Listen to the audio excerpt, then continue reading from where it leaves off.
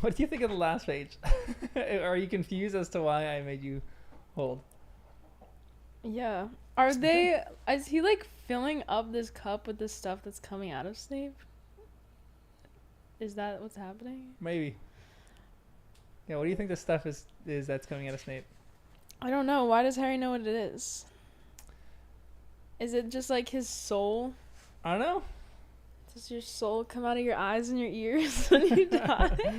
Is he gonna like recreate Snape out of this ooze that's Well, coming out of him? if that's what it is, like silvery blue, neither gas nor liquid, it gushed from his mouth and his ears and his eyes. Harry knew what it was, but did not know what to do. And then the flask conjured from thin air was thrust into his shaking hands. Harry lifted the silvery substance into it with his wand. And then And then he drinks it. Huh? Wait, no. Snape looked as though there was no blood left in him. And then what does Snape say? Look at me. Mm-hmm. Look at me. Why look at him? Is that... So what's going on Do there? they need that stuff? I thought they were gonna feed it to him. I don't know why I just made that up. They pour it back down and he comes back alive. Yeah, it was just like a quick cycle of... You can just pour your soul back in real quick. 5-second rule. You missed out. Is that the soul? I don't know. Are they gonna be able to like... They can't like polyjuice that because Voldemort's gonna know that he died. Mm-hmm.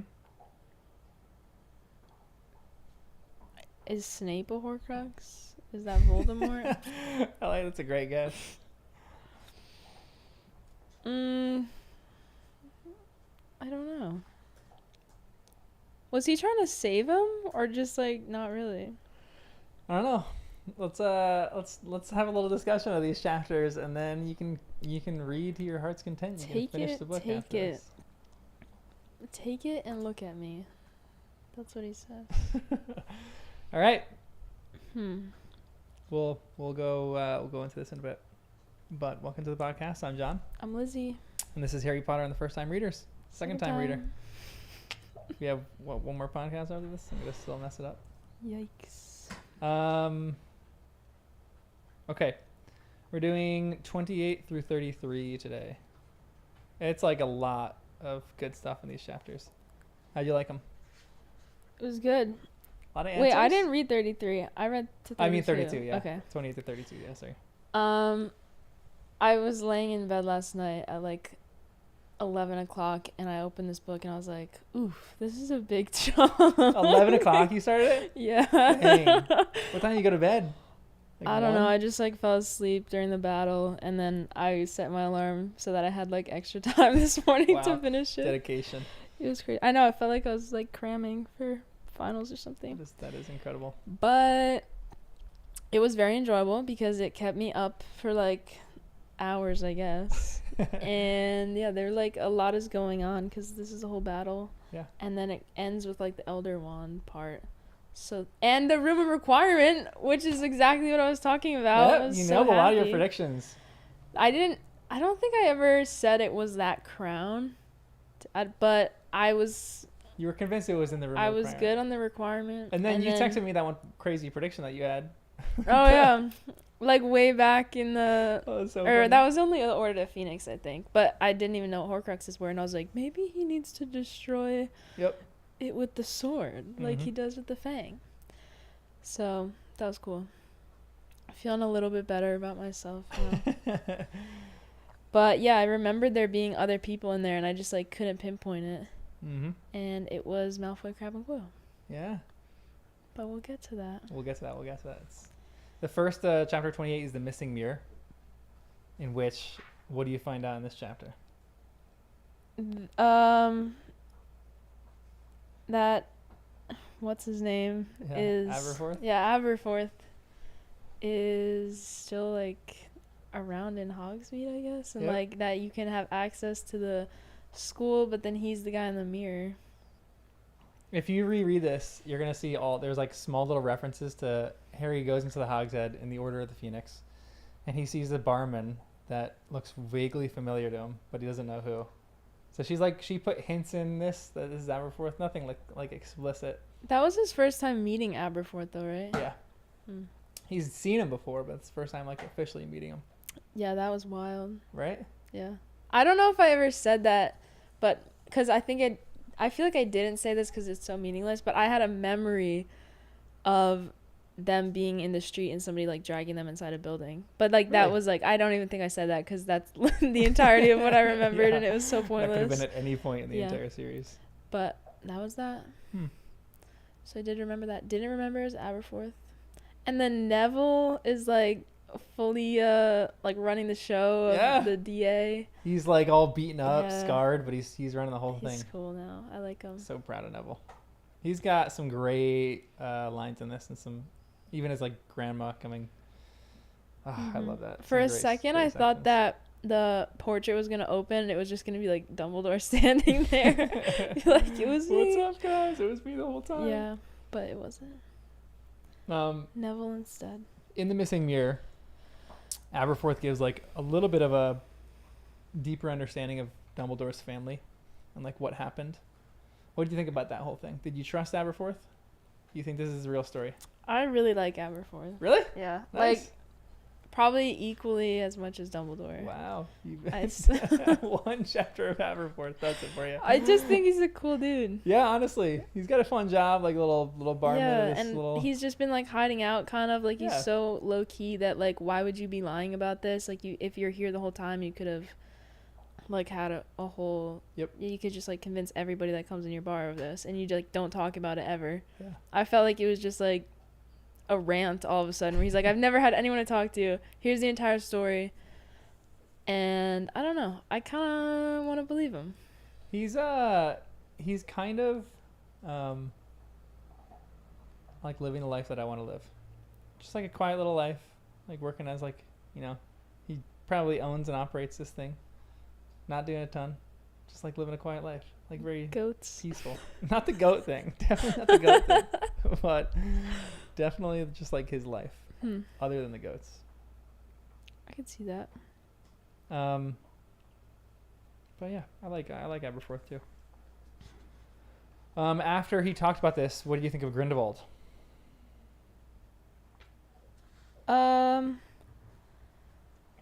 What do we learn about Grindelwald in this though? That like they were fighting and then that's like somebody killed the sister.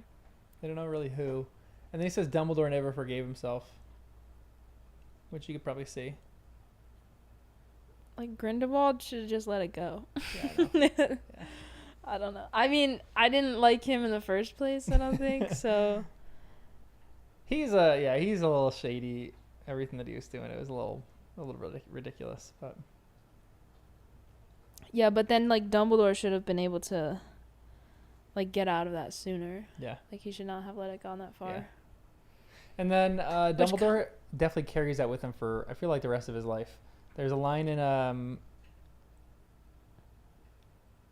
there he speaks a line in another movie, in one of the other movies, where he says what is it, like forgiveness is like a balm, I've been told. Or like he doesn't even believe like hasn't really like forgiven himself, or like he said something like that. Forgiveness of yourself is like a balm or something like that. And then he just says I've been told, because he hasn't really ever forgiven himself for what he's done, even though he doesn't even know if he was the one that cast the spell. That's why I kind of like Aberforth, is he's more removed from that whole situation. Yeah. And he was like apparently a really good caretaker and like loved his family. So he's a little quirky, but he definitely like has the right priorities in life. Yeah. I feel like this whole series is like a bunch of people who are vying for power, and then it's like the people who don't want power that I admire sometimes the most. Like Harry, who's like, doesn't really care for power. Aberforth, who just like wants to like be with his family and care about his family. Like those are great people in this series. I love them. I agree. Did you have anything else in this chapter? There's not a ton. There's just a reveal of Aberforth being the person in the mirror, and then Neville coming at the end, which is great. No, yeah, that was it. Chapter 29 is a lost diadem. What's a quick summary of this one? This is when they get into Hogwarts and then they start searching for the crown, right? Yeah, sorry. I gotta read something. Oh, and like the whole DA kind of like reconvenes. Yeah. Like Cho and other people start coming. Yeah. And this is when they figure out what they kind of have to do and like where this other thing is, and they're trying to look for it and trying to figure out where it could be. They know what it is, but they don't know where it is. Yeah, like they just know it's in Hogwarts. Yeah. And then everybody's like, "Why can't you take us with you? Like, we're here to help. We're Dumbledore's army." Yeah. And he's like, "I can't take you." But then he finally figures out, "Oh, you can fight the battle and be in a war for me while I go on my little scavenger hunt." What did you think about that whole thing? Because isn't that, to me, that's it. Like, would you, if you're in Harry's position, tell everyone what really they need to do? Like, would I tell them what I'm doing? Yeah. Like, Harry with the Horcruxes, with everything that he's doing. Should Harry just blat out be like, okay, this is what we need to find the diadem of Ravenclaw, because Voldemort put part of his soul in it, so we have to destroy this thing in order to defeat him. Honestly, yeah, because anybody can kill a Horcrux. Yeah. Harry needs to make it to kill Voldemort, but I guess like Harry wouldn't. If Harry dies, Voldemort's not dying anyway. But like, to have 50 people or whatever amount there is being able to look for the Horcrux, it's like you're gonna increase your chance of success there. Yeah. And if anybody can do it, it's like, yeah, why not let everybody go? But he's like, or he can then sit back and be safe and then be like, you go kill the Horcrux. Mm-hmm. I'll go kill Voldemort, but he would never do that, I don't think. And he's like casting that. He's like, you guys all march out the battle, like prep the castle for war, and I'll go look for this thing. That's crazy. Which is a little weird. I kind of understand that Harry is being secretive here, and he doesn't want to communicate these things. This is very part of his character. He needs them though. Mm-hmm. It wouldn't get done if they weren't helping. What do you think about all the kids that are rebelling right now? So they're even talking about there was like a funny line with Gran. Neville says, the thing was, he faced them, and Harry was astonished to see that he was grinning. They bit off a bit more than they could chew with Gran. Little old witch living alone. They probably thought they didn't need to send anyone particularly powerful. Anyway, Neville laughed. Dawlish is still in St. Mungo's, and Gran's on the run. She sent me a letter. He clapped a hand to his breast pocket of his robes, telling me she was proud of me, that I'm my parents' son, and to keep it up. That's so cute. Yeah. Morale is very high in the DA, which I was kind of surprised about. Seriously, yeah. And they're like, as soon as he comes back, somebody's like, we're loyal to Dumbledore. We're loyal to you. And I was like, oh, that's crazy. Like, it just is like, that's the next step that they were all expecting. Like, they were waiting for Harry to come. He's going to do something crazy. We're all going to help. And that's like how it goes. And like, they're literally getting unforgivable curses against them. And they're just like willing to take it. Which is incredible for them. Like, what the DA has become at this point is a pretty remarkable thing. Like, how strong these people are. Yeah. I think it's they're a SWAT team. Yeah, seriously. They honestly are. Little kids. Like, they've become very, very mentally and like emotionally strong. Like Neville being able to kind of like carry the banner for all these guys. And their spirits definitely do get like lifted when Harry's there, but these guys are all incredible. Yeah, and Dean, Luna, and Ginny were not even there. Yeah. Like, they just joined. Or not, they rejoined. And they had it equally as hard, just in different places. Yeah, exactly. Yeah. So, it's crazy. Yep. Yeah, they kind of figure out the diadem. They're like trying to figure out where the diadem could be. And they don't really come to the realization it could be in the room of requirement here, but you know that it's in the room of requirement. So Voldemort really thought that was just him. Right. That's insane. Isn't that nuts? how did he figure that out? Like by accident, or did he figure it out purposefully? And that's like what's different is that everybody else finds it accidentally. I don't know. That's actually a good question of how he would find out about the room requirement. He might have found out about it accidentally, but maybe he heard like, I don't know. He definitely didn't hear rumors of it because it was something that he thought he alone knew the secrets of. I feel like his knowledge of the castle was just next level. Like maybe he was like chamber. Sensing the magic, like how Dumbledore did. Yeah. Because I feel like if you earned your way into it and like you actually did magic to find it, that's more like you would brag about being so smart or whatever. And everybody else is like, oh, I need a bathroom. And then it's that's like, boom. True. So I don't know.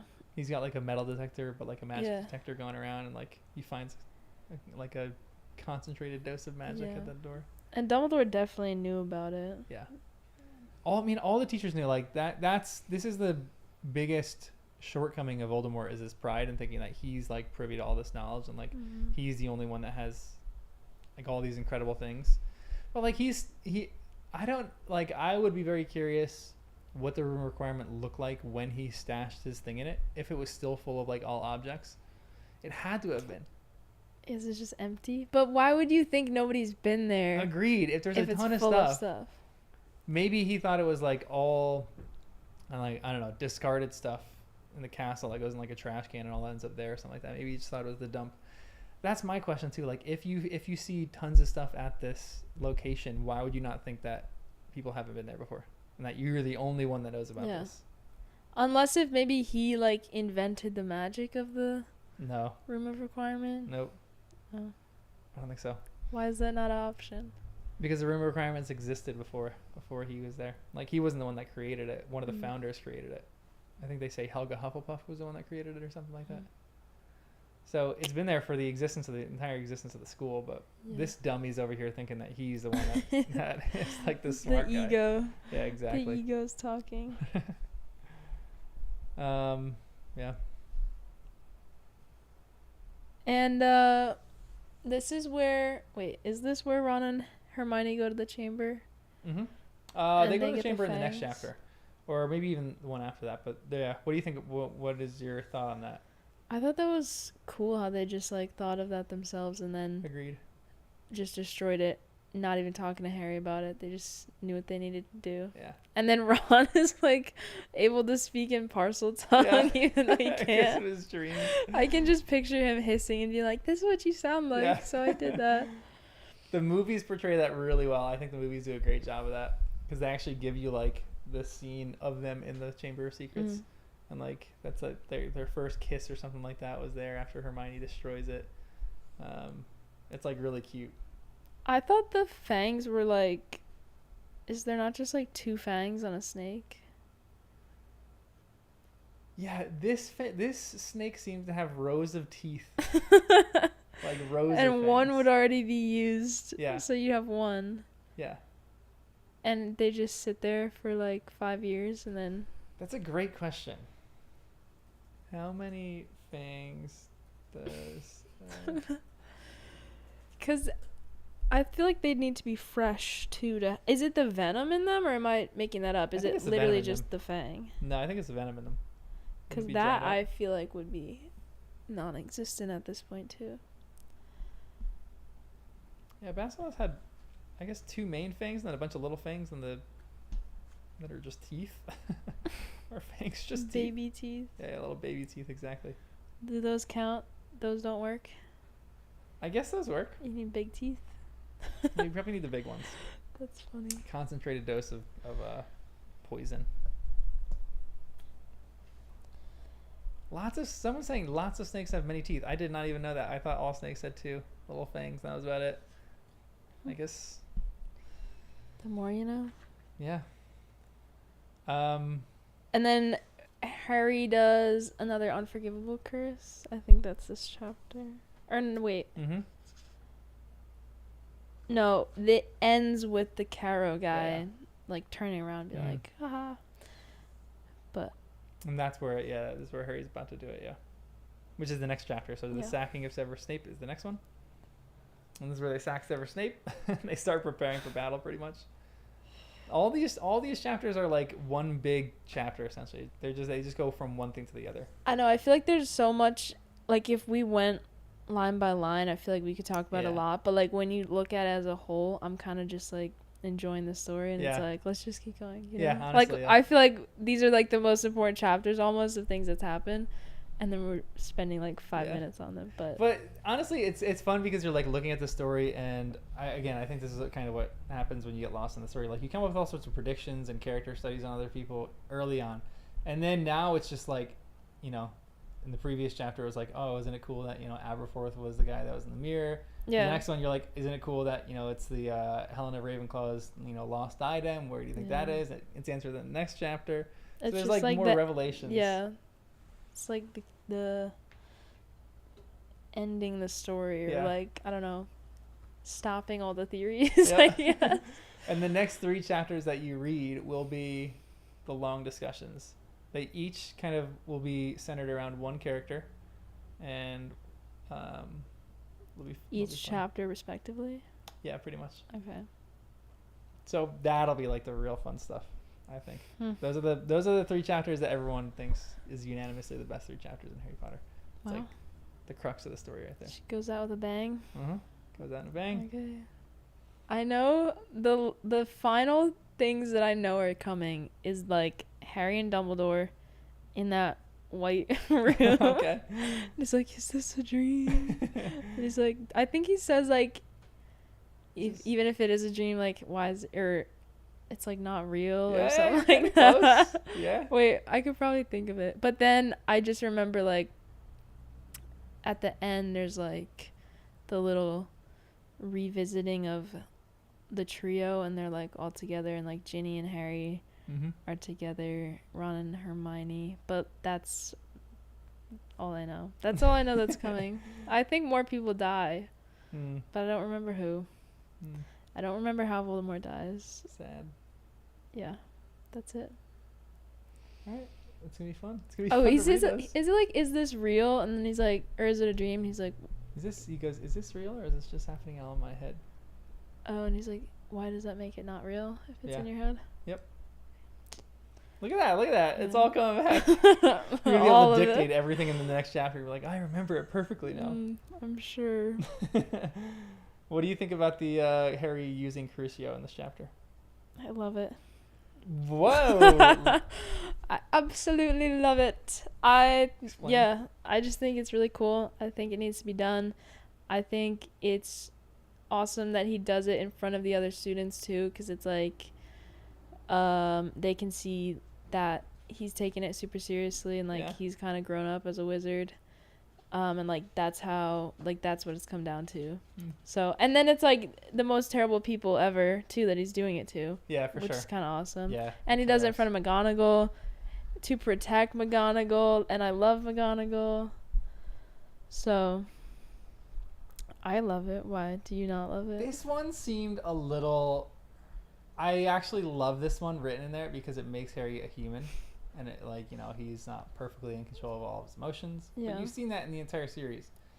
I actually do really like this because for that reason, but I was just editing the podcast where we were talking about the ethics of like using evil to fight evil and the difference between vengeance and justice. And this one just seems... I like go back on what I've said so many times in this podcast, though. I changed my mind like every other chapter. We can make a podcast about all the amendments that we make to our opinions on this. But the idea that Harry's using it here, I like it because it makes him more human, but I don't like it because he's resorting to pretty gross means against his enemies. Do you think he'd be like, what else could he have done in this situation? What would you have done? And like do the same thing, stun them, tie them up, put them in a dungeon, let them just sit there until the battle's over and they can stand trial. But I think it kind of gives permission to everybody else to start using them, and in a war, like everything's fair in love and war. I mean, yeah, we're talking about what are the rules of war? But because the Death Eaters, are gonna come in and be abracadabraing everyone. But if you're using these ugly spells, how does that make you better than your opponent? It doesn't. It makes you equal. Yeah, so that's what I'm saying. So the good side needs to not use those. They need to do what is right by the law. Disadvantageous? Huh? Disadvantage? Yeah. Like, you stun people. But Voldemort's not following the law, so... Agreed, for sure. So it's war. It's different. I'm not necessarily, like, a pacifist with all this stuff. So you got to do what you got to do. But Avada Kedavra is just an ugly curse. Crucio is an ugly curse. Imperius is an ugly curse. Like, I don't...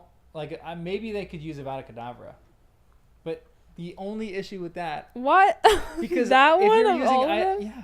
Because this is like... It is a war. You're not trying to torture someone. Because I associate, like, torture with, like... You're enjoying someone else's pain. Which seems wrong. I feel like the good people shouldn't do that. Okay. And then Imperius, where you're, like, controlling someone against their will. Like, I'm like, okay, if you're going to do it, Avada, like you said in one podcast, like, death is a mercy or something like that. Death is a kindness. Yeah. I think Peaky Blinders, whatever you said. Yep. In this situation in war, it, like, these people are trying to kill you, you try to kill them back. But you don't try to, like, capture them and then torture them. Like, Harry using Crucio here, it makes sense in writing because he's not going to kill someone. But it's a little crazy still. I don't know.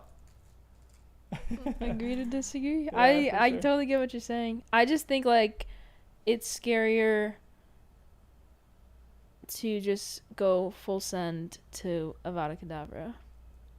Because who knows if those kids have ever even done an unforgivable curse. And, like, Imperio was the first one that Harry did, which I think is, like, the calmest one. And he used it pretty chill. Like, he was just, like, for sure. making people move around. Yeah. But... I don't know, like, those kids wouldn't even do that, I don't think. Yeah, agreed on that front. Is he not? Oh, is he in Ravenclaw right now? Because I was going to say, if he's in Hufflepuff, nobody's doing it. No, he's in Ravenclaw. Again, it just seems strange to me because it's different from, like, using a weapon. Avada Kedavra, you have to really mean it. So when these kids, I don't even think that these kids could cast Avada Kedavra. Because it's like you have to truly want the other person dead. No, yeah, I think there's too much fear. Yeah. Harry might be the only one who can do it because he actually has, like, the pent-up hatred for this. For sure. Like, I think some of them would probably be able to do it, but I just don't think that's, like, ideal. I think, Expelliarmus, stun them, take their wands, and what are they going to do after you take their wands? Non-verbal spells? Yeah, but do you need a wand for non-verbal? Your wand channels your magic. You do need your wand, but people who are unbelievably skilled can do wandless magic. Wagadoo, which is the African school, teaches wandless magic, which is, like, Wagadoo. Pretty impressive. This is tearing apart his buddy over here. What? Sorry. I don't know. I thought it was cool. And McGonagall didn't even say anything about it, if I remember correctly. Yep. Oh, she said that was foolish. But secretively, she's glad to see him. Oh, yeah.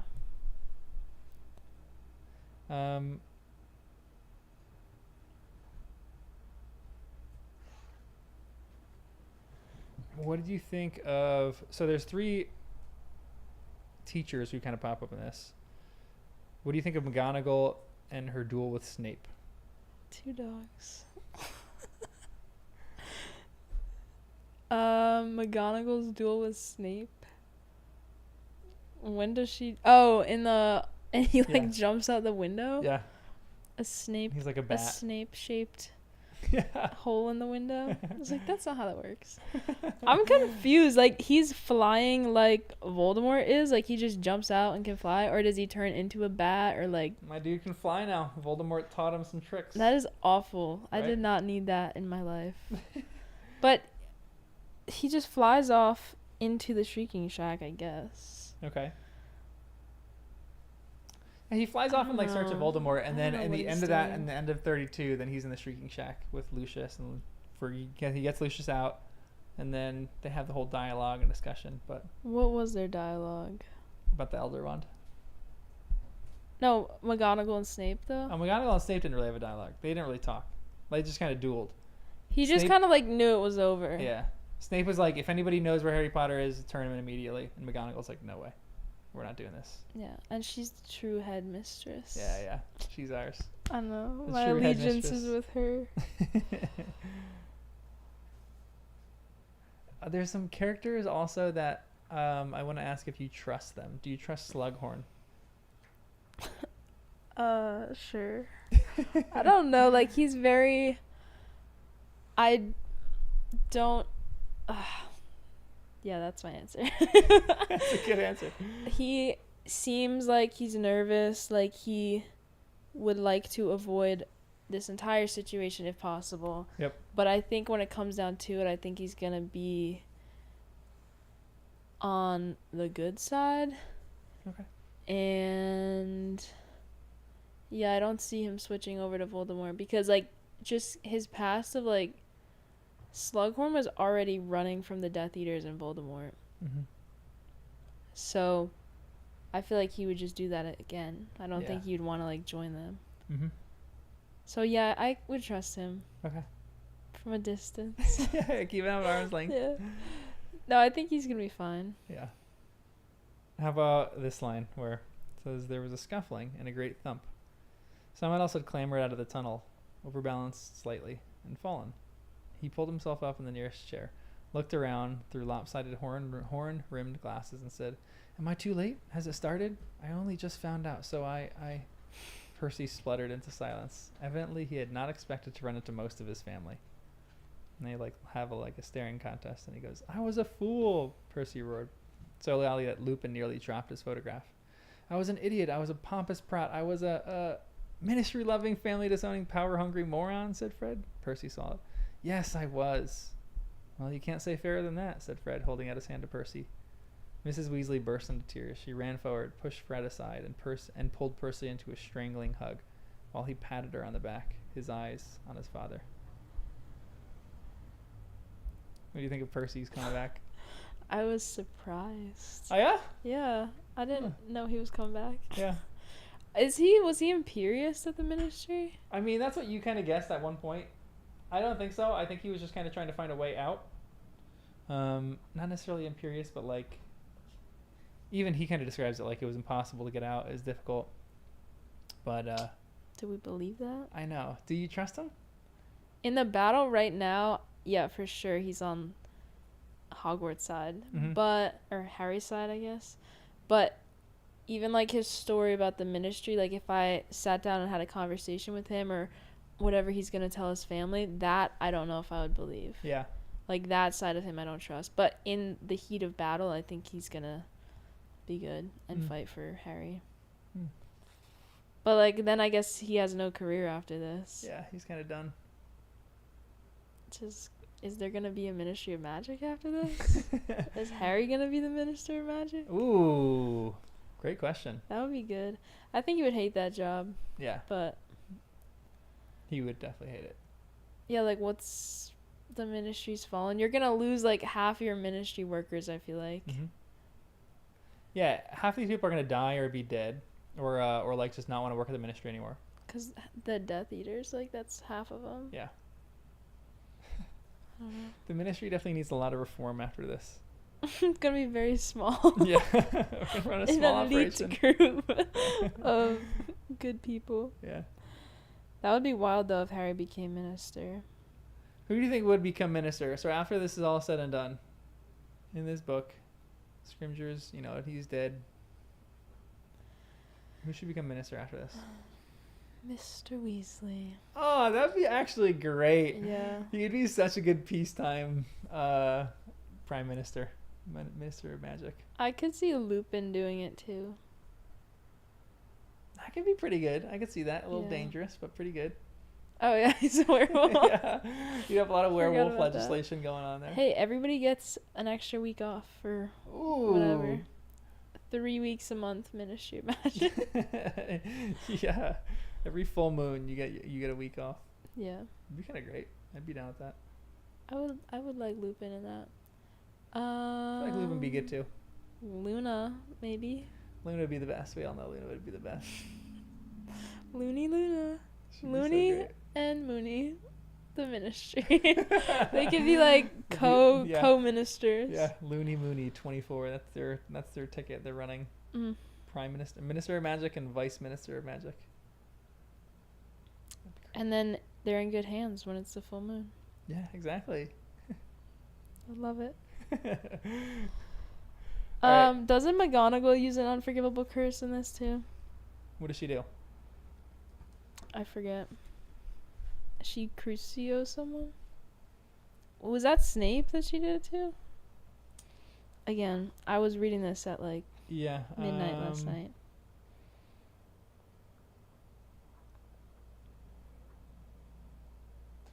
I just look for italics when I... yeah, exactly. I don't know, actually. I don't remember that.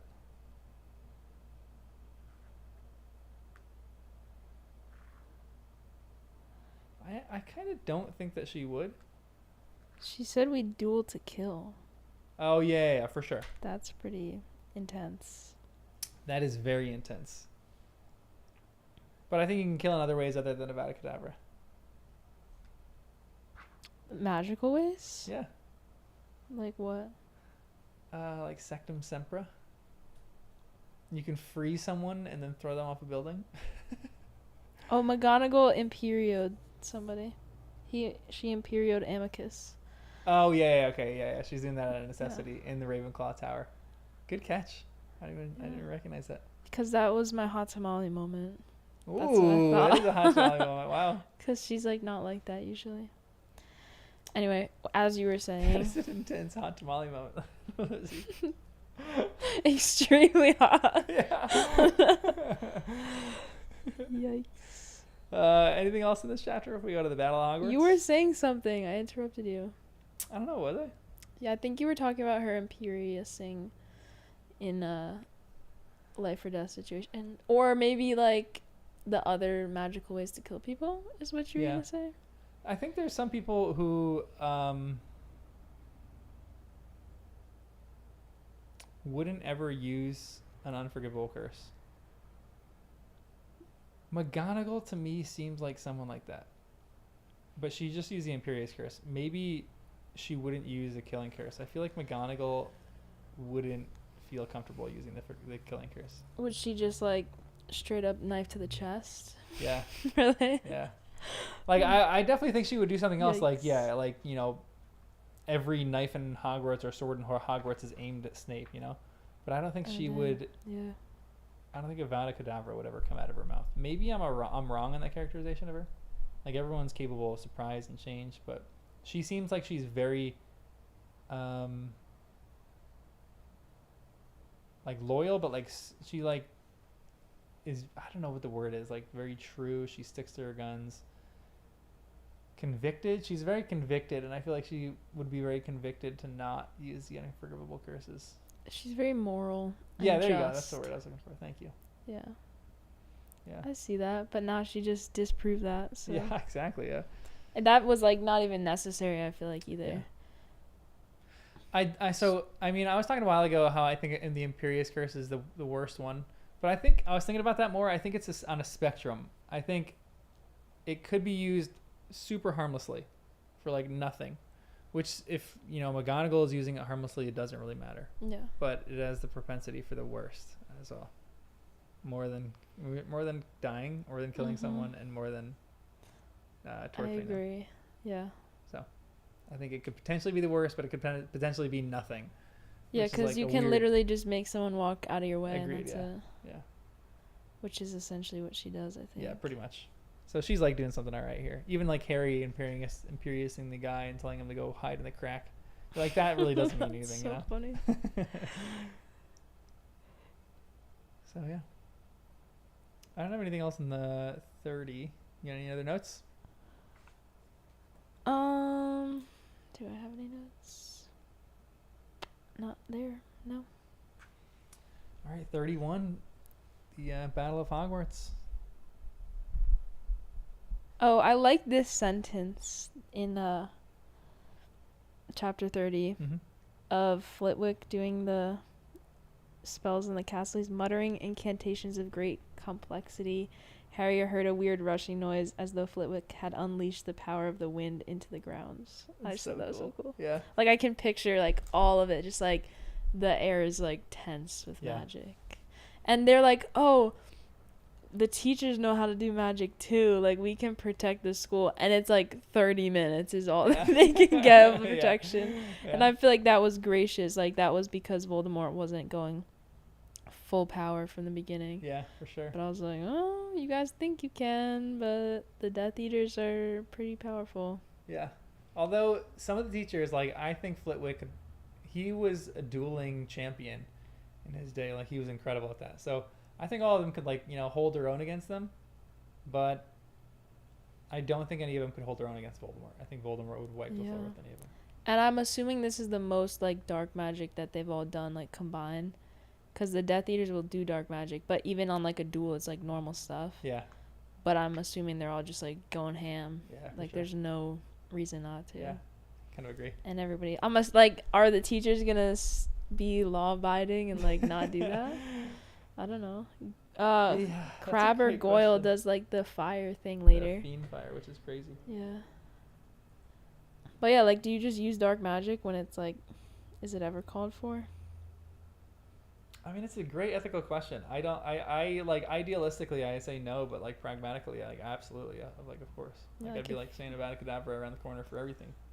You're gonna die, yeah, for sure. Just, like, go it's out. Either they're dead or I'm dead, you know? It's one or the other. So It's war. But, like, idealistically, you want to say that the good side should be above that. So the good side shouldn't use any, like, horrible curses, and those curses should just fall into oblivion. No one remembers those or knows those, and, like, you know, they just are gone. But that's not reality. They should put, like, a taboo on all the dark spells that come into being. Yeah. And then you just get an aura summoned to you immediately. Yeah, for real. That would kind of start. Honestly, that'd be kind of smart. Just do that for, like, the 3 generations until all of the vocabulary has faded, and then you're good to go. And then another Tom Riddle will rise up. But that is, like, a lot of government censorship, so. No, yeah. I mean, if it's just on, like, certain words, I guess. Yeah. There's probably some stuff that they could do. Yeah. Anyway. That's a good question. It made me think of, I think we talked about this a little while ago, whether, like, if wizards attacked muggles right now, who would win in a war? Okay, I think muggles would. Yeah. I'm thinking of all the tanks. Yeah, the weaponry. Like, they could probably dismantle a lot of tanks and drones that we have, but, like, can they stop bullets with a wand? B12. Yeah. You sure you got that? They can't even see that. Yeah. You can't even hear it. You're going to apparate faster than that thing? Sure. I remember there was one comedian who was telling, like, a story about, he's like, the Second Amendment, like, the right to bear arms. He's like, it didn't mean the same thing that it does, like, right now. He's like, all these people think they're, you know, by having their little rifles that can resist the government. But, like, some dude in the government is just going to drive a drone right up to your house. And, like, it's like, is this a fair fight? Can I hit the button? And he hits the button and, like, you're dead. It's like your little rifle's not going to do anything to prevent that. Yeah. It's kind of like this. I feel like wizards aren't going to have any, like, answers for all of our weaponry.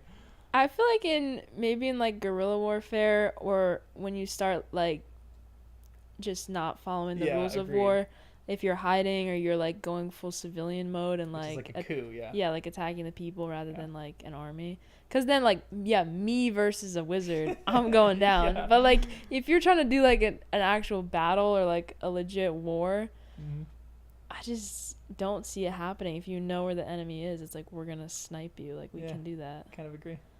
Because, like, a sniper is, like, equal to a wand in my mind. Yeah. Like, the speed of that. They should have just gotten, like, the U.S. Marines, posted a bunch of snipers on the, you know. Even, like, the distance of, like, between you and your target, I feel like that's, like, equal. Yeah, I'm kind of with you. And there's way more muggles. Yeah. Good. I feel better now. Just in case there's any wizards out there. Yep. All right, 31 is when they start the battle. What do you think about the Grey Lady?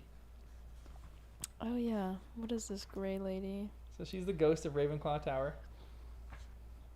And then she was very spooky to me. I was like, for the first time in this book, I was like actually spooked. I hate ghosts. Again, and she's just like walking down the thing so slowly. Her hair's long.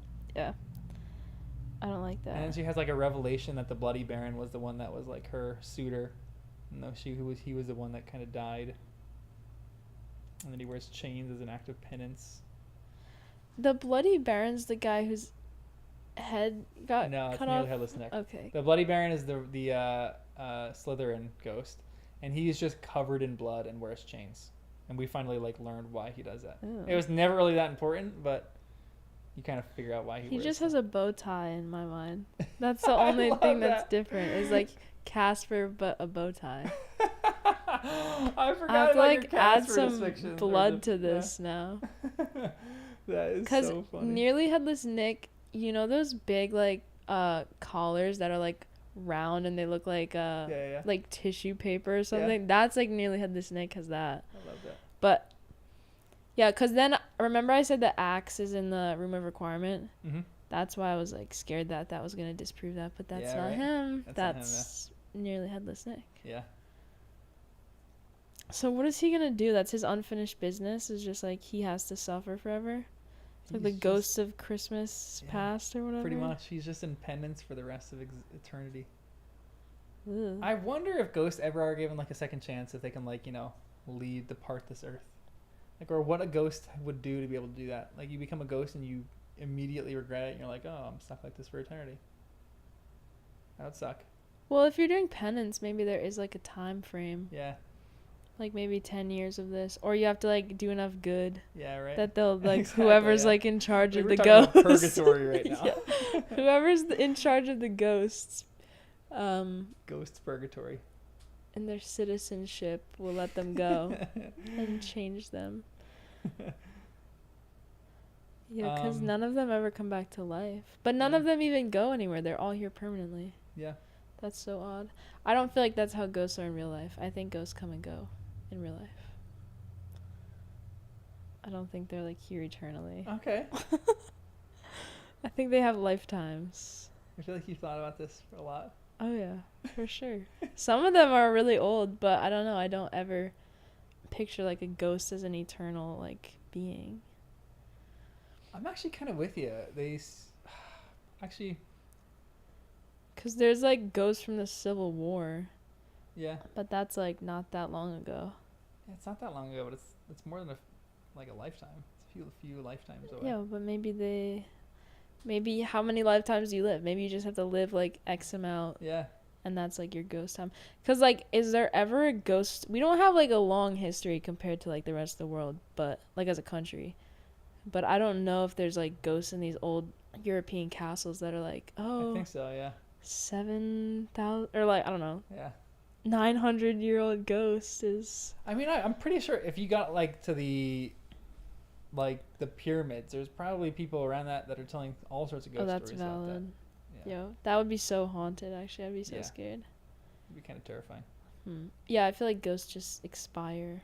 I don't know. Maybe they need to do their job, and then they can go. It is penance. I don't know. Yeah, that's actually kind of true. What are they doing? The ones in like the Egypt or the pyramids, like, are they just guarding? So their business is always unfinished? Yeah. I don't know. Once you finish your business as a ghost, you're able to go. That'd be interesting. What is like the ghosts in Scrooge? What do they have to do? Because doesn't when Scrooge become nice, like they are released? I don't know, actually. I don't think so. Because is it Jacob Marley that's the one that's he's the one that's in chained. chains? Yeah. Huh. I don't know. We should come up with like some ghost theory about this. If anybody is a ghost hunter out there, let us know. Ghost lore. Yeah, ghost lore. That'll be our next podcast. I hate ghosts. I don't want to have the conversation. It needs to feel very fake and not Casper. close to home. Casper. A bunch of Casper is floating around the castle. Yeah, exactly. She's not Casper though. She's just like herself. And there's a good chapter art of her too, which is like exactly how I picture her. So that did it for me. She's great in the movies too. One of my favorite scenes in the movies. Yeah. So they send the Slytherins down to Dungeons, you kind of learn why Voldemort applied for the job, or Tom Riddle applied for the job, mainly because he was just trying to find the sword, and he was trying to hide the object. And then this is one of my favorite lines in the whole series. This woman goes, "I was the last to come through," said Mrs. Longbottom. "I sealed it. I think it unwise to leave it open now Aberforth has left his pub. Have you seen my grandson? He's fighting," said Harry. "Naturally," said the old lady proudly. "Excuse me. I must go and assist him." With surprising speed, she trotted off toward the stone steps. I love that because I love Neville so much. So Neville's my guy. He's out there fighting. His grandma's so proud that he's like off fighting, you know, living up to the family name. Yeah. Her grandma should have accepted him, like, you know, before, but still, I love Neville's growth. Yeah, he definitely has, I think, one of the biggest character developments in the story. Yeah. All right, so what do you think of Crabbe and Goyle using, or like, yeah, what do you think the whole situation where they go into the room of requirement? Crabbe and Goyle and Malfoy are there. Who is it? Does Crabbe use it, or does Goyle use Fiendfire? I think Crabbe uses Fiendfire. Yeah, I want to say it was Crabbe. One of the two, doesn't matter. Yeah, they're Crabbe the same. dies. Yeah. I dislike Crabbe and Goyle more, and I dislike Malfoy less. Yeah. So I always thought Crabbe and Goyle were just like brainless and just kind of like Malfoy's minions, but now it's like actually of their own action that they're like choosing to go against Harry, and they want to kill Harry, which I think still shows like they're dumb, because he's like, "Oh, the Dark Lord's gonna be happy even if we do kill him." It's like, no, that's not how that works. Yeah. But they're idiots. Yeah, so they're still idiots, but like they actually want to do work for the Dark Lord. And Malfoy, I feel like Draco is kind of like pulling back from that. Like in this scene, obviously he's really going at it, but then when Harry saves him, I'm like, ooh, like I wonder if he's still thinking about like, or regretting what he's done. But I have a lot more like pity for Draco now. What you said was interesting, because it makes me think like Draco is actually keeping Crabbe and Goyle at bay in some weird way, not intentionally, but like were Crabbe and Goyle like pretty sick in the head, and because they were subservient to Malfoy, they just did whatever Malfoy did. And if they were released, would they have been like significantly more harm to other students, like earlier on, like throughout the whole series? Yeah, like they're just idiots, to be honest, but could they have done? Yeah, but maybe they're dumb and they're learning all these dark spells, and they're like doing stuff in their common room at night, you know, and they're like actually mastering all these dark spells. That would be crazy. Yeah, there's seriously. Like untapped power because Malfoy's the leader. Yep. And I feel like Malfoy was kind of always scared to be super out there and like be a dark wizard, but it's like showy to me rather than like his heart wasn't in it, I don't think. Yeah, I'm kind of in the like the previous books, because this one he's got to do what he's got to do, because he's probably gonna die if he doesn't. Okay, so diary's gone, the ring's gone, the locket's gone. Here we go again. The diadem is destroyed. Is Nagini truly the only one left? Nagini and Harry. Is that the only... Wait, I'm missing one. Okay, wait, let me do it. The diary's gone. Yep. Ring is gone. Cup is gone. Cup, there you go. Okay, let's switch hands. So then we have Harry, Nagini. No, I'm gonna get stuck. 3, 4, 5. The locket. The locket's gone. Voldemort. So you have the diary. How many is this? No. That's 7? Yeah, but you definitely counted it wrong. The diary, the diadem, the locket, the cup, and are gone. The ring. Oh, Those are ones that have been destroyed. Nagini and Harry. Nagini and Harry. Is it really true that those are the only two, or is there another one lurking out there That's somewhere? 7, and then Voldemort's extra on top of that. Why are you asking? I don't know. Is there... What's coming out of Snape's eyeballs and his ears? It's a great question. Voldemort? We'll get there in a second. I feel like there is not more Horcruxes, but the opportunities are endless. Okay. But, like... I feel like I've said it was 7 before, and you went along with that long enough that, I think you're just trying to, confuse me at this point. In reality, my question should be, because you shouldn't know about Harry being a Horcrux yet. So in reality, the question is, there's 6 Horcruxes. Is Nagini the only one left? But I'm just, playing it, saying, is Harry and Nagini on the... But maybe the stuff coming out of Snape's eyes is another Horcrux. I don't think so. Yeah, I don't even understand, I thought maybe... Okay, well, we'll go to the next chapter before we go to the next chapter, what do you think about our guy, Fred? Oh my goodness, I was so sad. Isn't that devastating? I knew, one of the Weasleys died at least. But yeah, that was really sad. And he didn't even... That was, the first injury that he's had, because Ginny's been messed up, Ron, Mr. Weasley, and George. So maybe Fred and Bill are gonna die. Yeah. Or Mrs. Weasley better not die.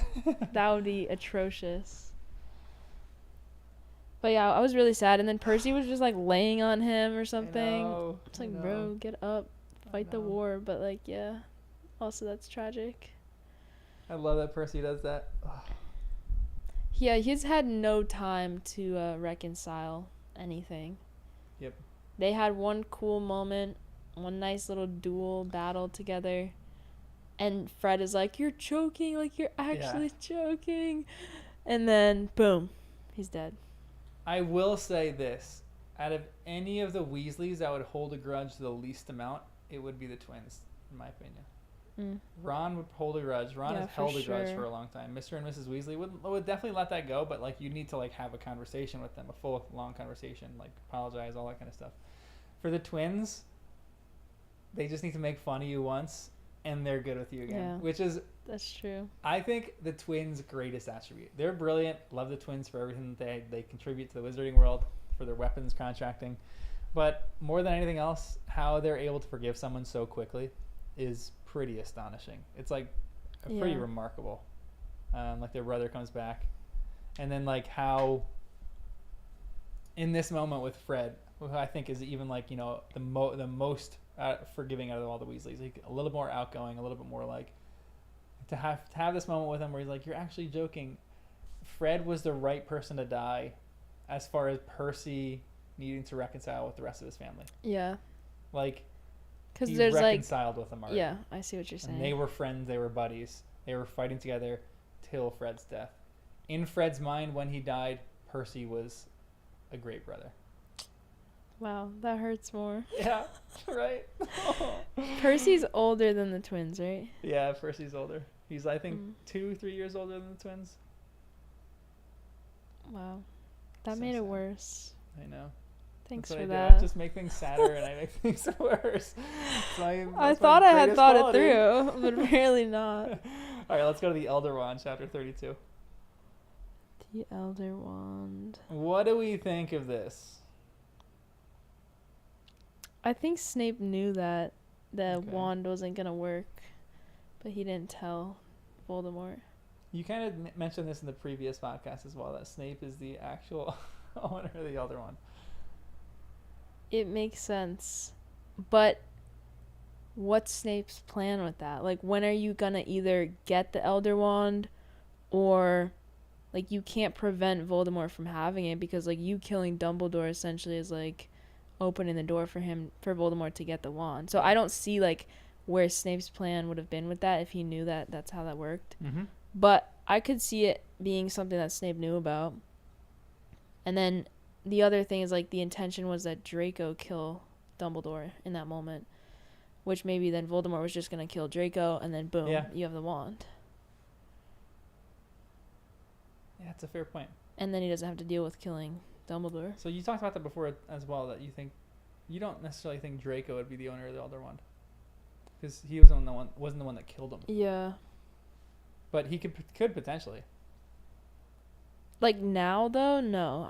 I'm pretty sure it would just be Snape. Yeah. But then I guess Snape's dead, so then he owns the Elder Wand. Is he? I don't know. What do you think about Snape through all this? I'm confused. Like, that last page that I just read is like, I should have had time to think about this. Yeah. I don't know what this little substance is that's coming out of him. Okay. Am I supposed to? Is that no. like a Patronus that never got used? Okay. Is Snape the dough? Why would Snape be the dough? Because he's alive. No, I mean, I don't even think Snape believes in Patronis. What would Snape's Patronus be if he had a Patronus? I feel like we've said this before. A bat. I think we said a bat. Yeah. Or maybe his animagus form. Yeah. He looks like a bat when he's flying. Yeah. I don't know. Why is it in a cup? What are they gonna do with it? Why did he know what it is and he doesn't know what he needs to do? But then they're like, quick, harvest the glow that's coming out of Snape. Because what is Snape Can exactly Snape's say? like? Let me read this to you. Harry took off the invisibility cloak and looked down upon the man he hated, whose widening black eyes found Harry as he tried to speak. Harry bent over him, and Snape seized the front of his robes and pulled him close. A terrible rasping, gurgling noise issued from Snape's throat. Take it. Take it. Something more than blood was leaking from Snape. Take that stuff. Silvery blue. Neither gas nor liquid. It gushed from his mouth and his ears and his eyes, and Harry knew what it was, but did not know what to do. A flask, conjured from thin air, was thrust into his shaking hands by Hermione. Harry lifted the silvery substance into it with his wand. When the flask was full to the brim, and Snape looked as though there was no blood left in him, his grip on Harry's robe slackened. "Look at me," he whispered. The green eyes found black, but after a second, something in the depths of the dark pair seemed to vanish, leaving them fixed, blank, and empty. The hand holding Harry thudded to the floor, and Snape moved no more. I'm like, so, I don't know. It feels like Snape is going, take this stuff, and then Harry takes it, and then he goes, look at me, so that, like, he can see that he's dying without that stuff inside him. Okay. And then maybe, like, Harry needs to, like, drink it or something. Like, I don't know. And then, like, maybe you can live, like, maybe that was Snape's, like, life support potion, or, like, is that, like, something that Snape created? Is that, like, the aura of being like a dark wizard is like... So you're saying, like, even with this, like, how Bathilda was, this snake, how Snape is essentially just this silvery goo, just like he was dead weeks before, but he's just this silvery goo that, he can reanimate to be Snape. He's not dead. Or he wasn't dead. Now he is dead, I guess. But why is he... It's like Snape has a mission. It's like he's doing this purposefully. Or I don't know, maybe he would say it to anybody. Why does Harry know what this stuff is? Why, indeed. Am I supposed to know what this is? No, you're supposed to take guesses. Ugh. I mean... When other people read this, do other people know what it is? Or am I just dumb? Did you know what it was the first time you read it? I don't remember the first time I read it.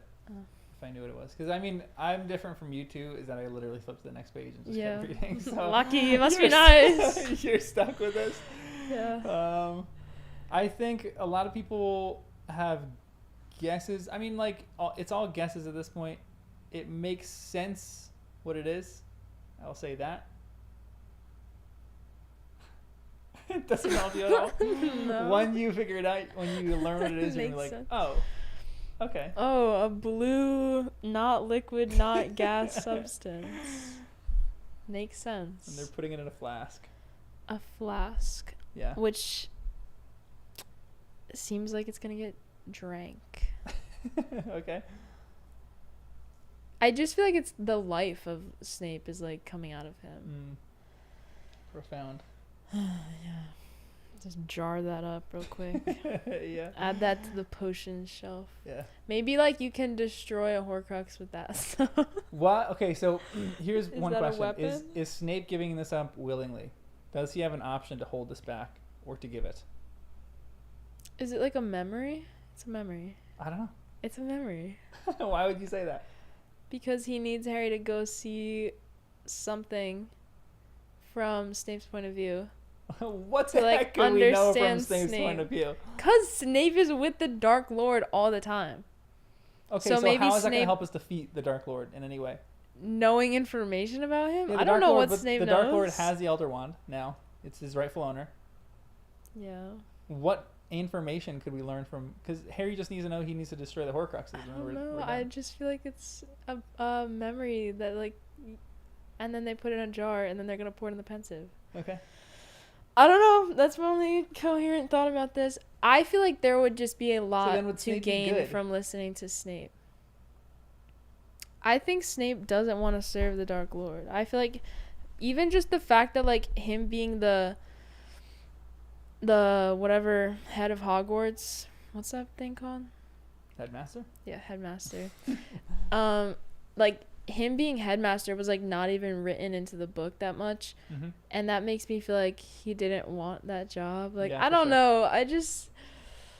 I think it's, like, the key of how to defeat Voldemort or something. Okay. I like it. I don't We'll know. see. Something like that. You can go home I and read think this it is right a now. memory, though. That feels like a good idea. Is it a Yeah. memory? Tell me if I'm right. No, I'm not going to tell you here, right? You're going to... You can go home and read the next, like, 2 pages and you'll figure it out. I can just You can't do it now. take a peek. Nope.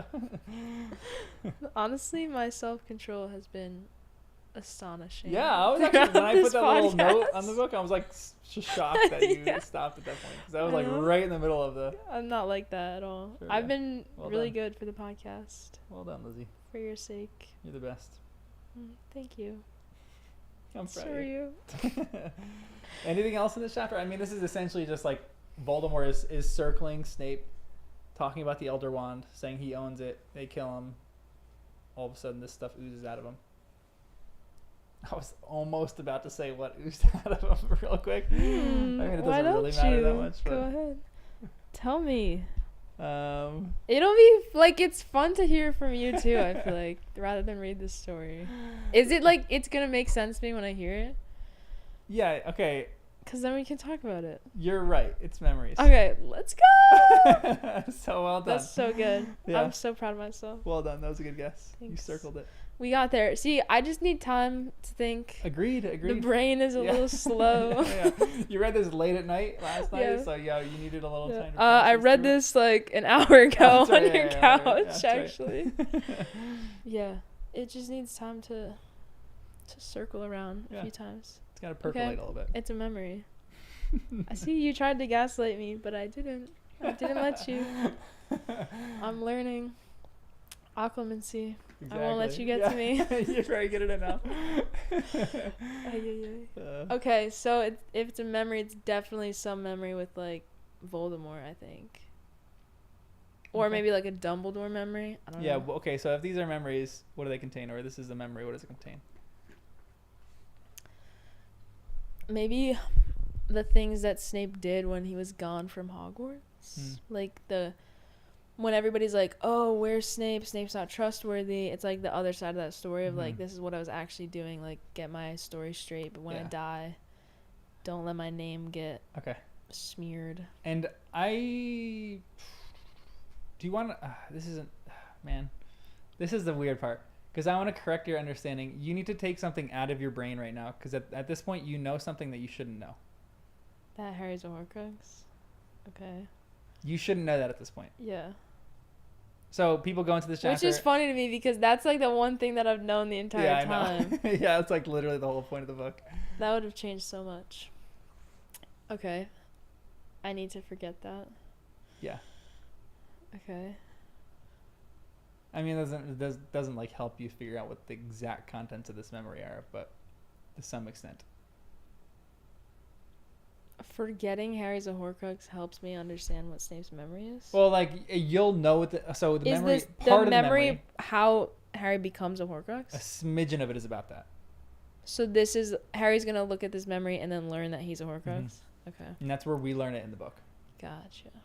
So like you already knowing that, like really that's kind of like a huge point of the epiphany is gonna be gone. Yeah. Yeah. But it's still gonna be a great chapter. Yeah. I mean, I still don't understand that completely because I'm like, how are you gonna kill? You can't kill Voldemort until you're dead. But surprise, you're dead. You can't kill Voldemort. So it's like a dead end. I know. It's a great point. It's a dead end. How is this gonna happen? We'll talk about that. Because Harry's gonna get all the Hallows. Maybe. Or is the Hallows destroyed? This stone is not. Okay, so this is actually a fascinating point because you're gonna read the next few chapters just together. So like last year, we're just gonna discuss all together. Yeah. But if Harry realizes he's a Horcrux, and he has to be destroyed, then what is gonna happen? I don't know because Harry has to be the one to kill Voldemort. Yeah. Unless if Voldemort tries to kill Harry and it does another like bounce back situation where like you can't die and Harry's like actually invincible. And then that's still not fulfilling the prophecy. Unless if you're going to get to the end of the story and they're going to be like, prophecies are fluid. They're what you make them. And then I'm just going to be mad that it's like that. Don't worry. It's not going to be Trelawney's going to come out of the attic and be like, just kidding. You don't really have to. The whole time. Yeah. Is Trelawney still around? Did she die or something? Like, what happened to her? Haven't heard. Yeah, she's still around. She's fighting. She's like. Haven't heard from her in a while. She's casting the crystal balls at people. That's funny. It was great. It was a great little. She's like, I got more of them. Then she just throws one out the window. I was like, well, that wasn't great, but okay. Dude, the spiders would take me out if I saw those coming in the door. I mean, I'd be out. I'd disapparated immediately. Is Hagrid dead now? Is he? I don't know. He's getting carried away in like a stampede of spiders. Yeah. So that would suck.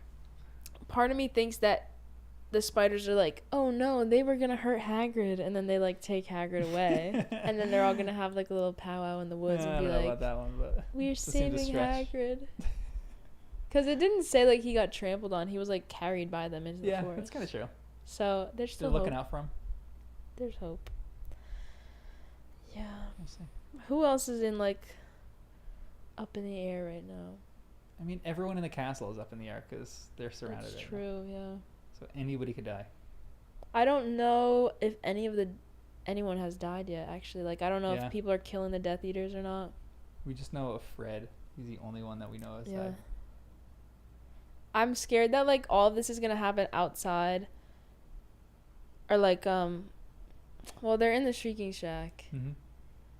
I don't know where it's gonna happen, but then they're gonna like do like a walkthrough and then just be like, "Oh, he's dead, she's dead, they're dead," and I'm gonna be like, "No," because I'm assuming people are gonna die really soon. We'll see. Is this the last chunk? I'm gonna read this and finish the book. You're finishing the entire chunk. This is wild. I know it's a lot, but it's gonna be good. I like can't believe it's gonna be over. I know. But then we'll do the movies. Oh yeah, the movies are gonna take like forever. And we'll do Star Wars movies. How many times have you watched the movies? Oh, like 20. You're not sick of them? No, they're great. They're fun. Crazy. Because these aren't movies that like I don't know. I get sick of certain movies, but these ones like I have it in the background. Like I don't like watch these adamantly. I'm not gonna like sit down and watch the Harry Potter movies, but I like throw them on because they're like little comfort movies.